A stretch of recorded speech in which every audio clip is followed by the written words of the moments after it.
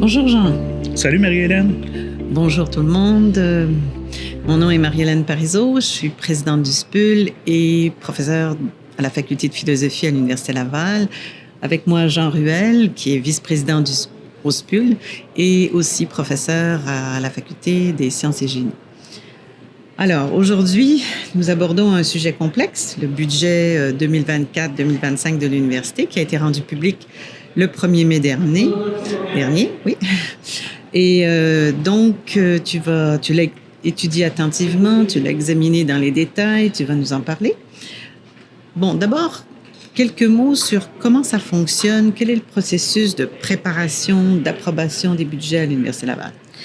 Bon, la préparation est faite par un comité qui travaille de façon très discrète en haut lieu, qui prépare le budget et qui le présente dans un document de 130 pages, assez dense, qui est ensuite mis à la disposition des personnes membres du conseil universitaire qui l'ont pendant une semaine pour l'étudier de façon confidentielle et éventuellement à la séance du conseil universitaire. Sous huis clos, ces personnes-là doivent en recommander l'approbation, l'adoption par le conseil d'administration. Et une semaine plus tard, cette proposition, le conseil d'administration reçoit la proposition du conseil universitaire et adopte le budget. Donc, on constate que dans tout ce processus, le segment démocratique, c'est essentiellement 7 jours pendant lesquels les personnes membres du conseil universitaire ont le document entre les mains et doivent l'étudier de façon confidentielle. C'est court. Alors, quels sont les faits saillants qui ressortent de ta lecture de ce document du budget? Le principal fait saillant, c'est dans le budget de fonctionnement cette année, il y aura 883 millions de dollars et l'administration a choisi pour une 4e année consécutive d'appliquer la même méthode qui est de retirer pour des choix institutionnels un tiers de ce budget, donc 303 millions de dollars cette année, ce qui laisse 580 millions de dollars pour les budgets de base des facultés et des vice-rectorats et des services. Donc, les budgets de base des facultés seront de 444 millions de dollars cette année et les vice-rectorats et services, 122 millions. Ce qui fait que, puisqu'on répète la même formule que pour les années précédentes, on le sait, les budgets des facultés étaient à la limite du déficit et ce sera encore le cas là, pour l'année à venir où les budgets risquent d'être à peine ou insuffisants pour les facultés. Perspective pas très réjouissante. Parlons maintenant des choix institutionnels. 303 millions de dollars, c'est-à-dire plus du tiers du budget de fonctionnement. Quels sont-ils ces choix? À quoi ça correspond? Il y a 2 postes budgétaires principaux, c'est-à-dire les enveloppes ciblées pour 128 millions de dollars et les réserves pour 100 millions de dollars. Mais il y a aussi un 3e poste budgétaire qui est digne de mention. C'est un poste qui est nommé les décisions de la direction et des enveloppes stratégiques pour 67 millions de dollars. Alors, peux-tu nous expliquer un petit peu mieux ce que c'est que les enveloppes ciblées et les réserves? Les enveloppes ciblées, ce sont des initiatives gouvernementales qui sont distribuées dans les facultés et on l'a mentionné par les années passées de façon assez inégale entre les facultés. On pourrait même dire inéquitable. Les réserves, ce sont des montants qui sont prévus pour faire face aux imprévus. Donc, si on revient au montant qu'on a mentionné tout à l'heure, les budgets de base pour les facultés seront de 444 millions. Pour les vice-rectorats et les services, 122 millions. Les enveloppes ciblées pour ces mêmes groupes seront de 44 millions pour les facultés, 75 millions d'enveloppes ciblées pour les vice-rectorats et les services.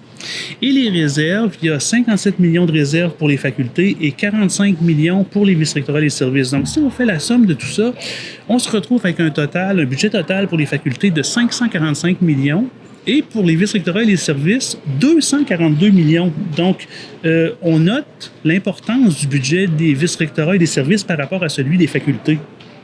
En effet. Il y a eu des gros surplus récurrents ces dernières années.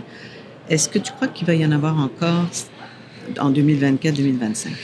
Bon, pour les 2 dernières années où on a les états financiers, c'est-à-dire se terminant en 2022 et 2023, il y a eu des transferts du fonds de fonctionnement vers le fonds des immobilisations, des surplus de 100 millions de dollars à chaque année. Pour l'année en cours, l'année qui s'est terminée le 30 avril, c'est seulement en novembre qu'on va avoir les états financiers, donc on ne sait pas quels auront été les surplus. Et pour l'année à venir, c'est-à-dire l'année pour le budget dont on fait l'étude, on va le savoir seulement dans 18 mois, c'est-à-dire en novembre 2025. Mais puisque la même méthode a été appliquée que les dernières années, bien, il est raisonnable de penser qu'on aura des surplus encore à ce moment-là. Et alors, où est-ce qu'ils pourraient se trouver ces surplus dans le budget actuel? Bon, les surplus ne se retrouvent certainement pas dans les budgets de base des facultés. Hein. On sait que ces budgets de base-là sont à la limite de l'équilibre.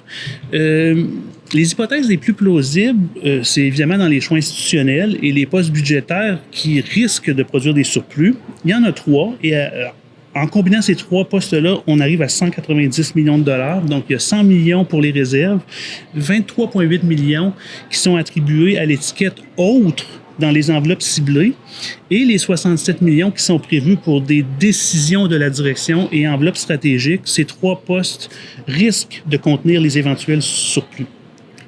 Et qu'est-ce que ça implique concrètement de tels surplus récurrents? Bien, ce que ça implique, c'est que dans le fonds des immobilisations, il y a une accumulation. Le solde du fonds lors des derniers états financiers, donc ceux qui se terminaient en 2023, était de 473 millions. Pour l'année qui vient de se terminer, on ne le sait pas quelle sera l'augmentation, s'il y en a une. Et pour l'année à venir, bien, éventuellement, il devrait y avoir aussi des surplus et une augmentation de ce solde de fonds-là. On parle quand même d'un demi-milliard de dollars.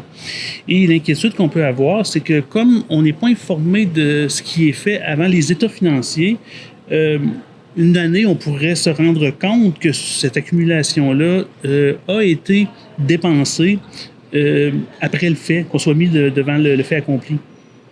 Perspective assez peu réjouissante. Hein?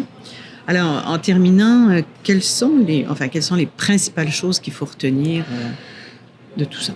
La principale chose que je retiens, c'est que pour l'année à venir, encore une fois, une partie importante du fonds de fonctionnement ne sera pas utilisée pour ce à quoi elle est prévue, c'est-à-dire réaliser la mission d'enseignement et de soutien à la recherche de l'université. Voilà un constat un peu désolant, pour le moins. Merci, Jean. Plaisir.